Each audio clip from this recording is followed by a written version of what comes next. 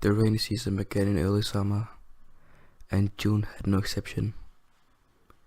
It did not surprise the man when he discovered rainwater dripping from his dining room ceiling. Shutting it off, he placed a tall pot beneath the leak and expected to stop it his own. However, it continued to rain, and before he knew it, the pot would threaten to overflow. He had to dump the water out first thing in the morning, and straight after he returned home from work. Eventually, he began to notice the water damage of the source of the leak. The white ceiling has discolored, turning to a full shade of brown. He checked the weather and realized it would be continued to rain over the next 10 days. The man was worried about the ceiling, middle wing, and become an expensive repair, so he called the local handyman. Unfortunately, the man could not sign to have the repairs done.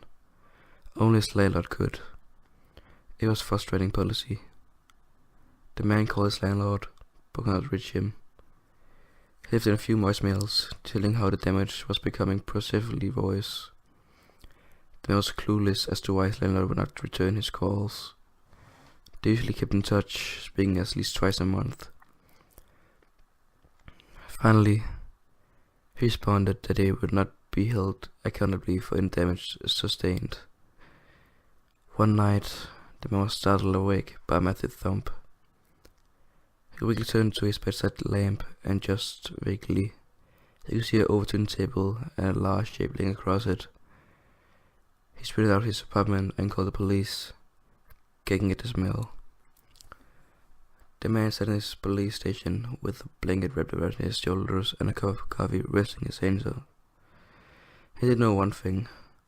There's been a dead body on the ceiling, and the water sustained it so badly that it caved under the weight.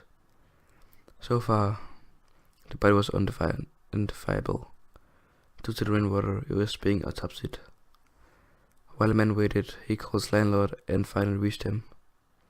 Panicking as he explained the situation, his landlord was just alarmed, and the man pleaded for him to come to the station while he had his statement.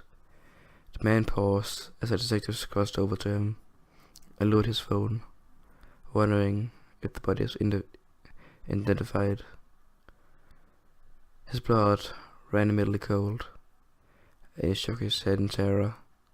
The body belonged to Richard Thompson, his landlord, and he had been dead for over a year ago.